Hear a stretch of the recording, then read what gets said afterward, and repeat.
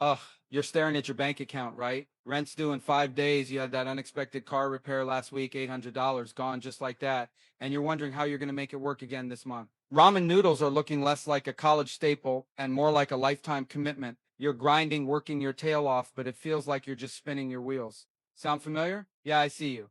My name is Marcus, and I spend way too much time thinking about geopolitical economics. If you're someone who is tired of feeling financially squeezed, tired of working hard and still barely scraping by, make sure to hit the subscribe button and give this video a thumbs up if this helps you out. Okay, let's talk about something that seems totally disconnected from your rent payment, but is actually intimately linked to it: Venezuela's oil. Because the narrative you've probably heard, the one about democracy, human rights, and freedom, that's, well, let's just say it's missing a lot of context. And understanding that missing context is crucial to understanding your own financial struggles. Here's the thing: oil is the lifeblood of the modern economy. Everything runs on it, directly or indirectly, from the gas in your car to the plastic in your phone to the fertilizer that grows your food. And Venezuela? Venezuela has the largest proven oil reserves in the world. We're talking about more than Saudi Arabia, like significantly more. Trillions of dollars sitting right there. Now, you might be thinking, Marcus, why doesn't that wealth translate into a better life for Venezuelans? And that's a fair question. The answer is complicated, involving corruption, mismanagement, and a whole heap of political maneuvering. But at the heart of it lies a critical economic principle: control. Control of resources equals control of power. Let's break it down with some numbers. Let's say Venezuela's oil reserves are estimated at 300 billion barrels at a price of, say, $80 a barrel, a conservative estimate considering the fluctuations. That's $24 trillion, trillion with a T-T. Now, even if you account for extraction costs, refining, transportation, and all the other expenses, that's still an astronomical amount of potential wealth. Now, think about who benefits from cheap oil.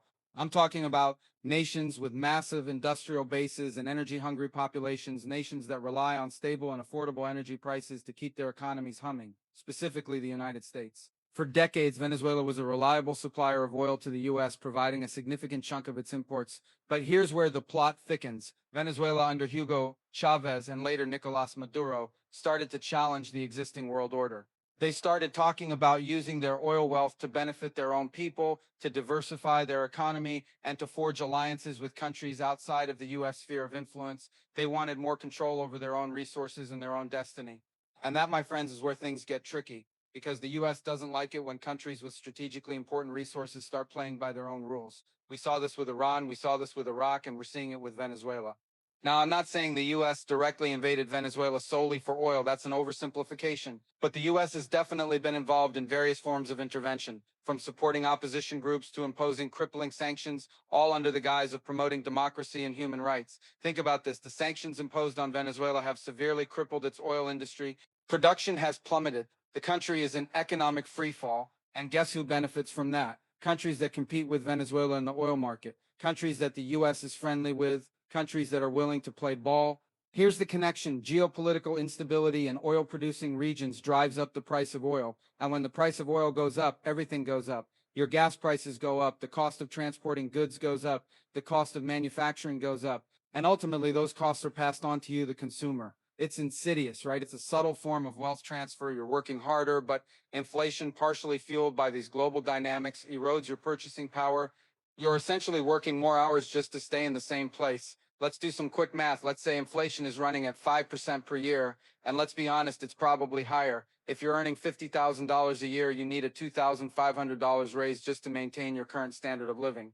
And if you don't get that raise, you're effectively taking a pay cut. You're working for less. And here's the psychological impact: when you feel financially squeezed, you make different decisions. You postpone investing, you take on more debt, you prioritize short-term survival over long-term planning. You're stressed, you're anxious, and you're less likely to take risks that could actually improve your financial situation. This is why understanding the geopolitical forces at play is so important. It's not just about abstract theories or foreign policy. It's about your rent, your grocery bill, your financial future. Now, you might be thinking, Marcus, I'm just one person. And that's a valid point. You can't single-handedly change the world, but you can control your own financial destiny. Here are a few actionable steps you can take right now. First, educate yourself. Understand how the global economy works. Don't just accept the narratives you're fed. Question everything. Read widely. Follow independent journalists. Learn about different economic systems. The more you understand, the better equipped you'll be to make informed decisions. Second, diversify your income. Don't rely solely on one source of income. Start a side hustle. Learn a new skill. Invest in yourself. The more income streams you have, the less vulnerable you'll be to economic shocks. Third, invest wisely. Don't just let your money sit in a savings account earning next to nothing. Invest in assets that will grow over time, like stocks, bonds, or real estate. Learn about personal finance.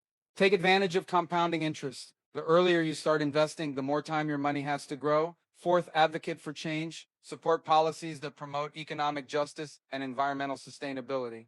Vote for candidates who will prioritize the needs of ordinary people over the interests of corporations.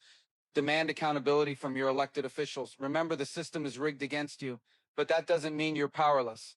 You have the power to educate yourself, to diversify your income, to invest wisely, and to advocate for change. Look, understanding the link between Venezuela's oil and your rent payment might seem like a small thing, but it's a starting point.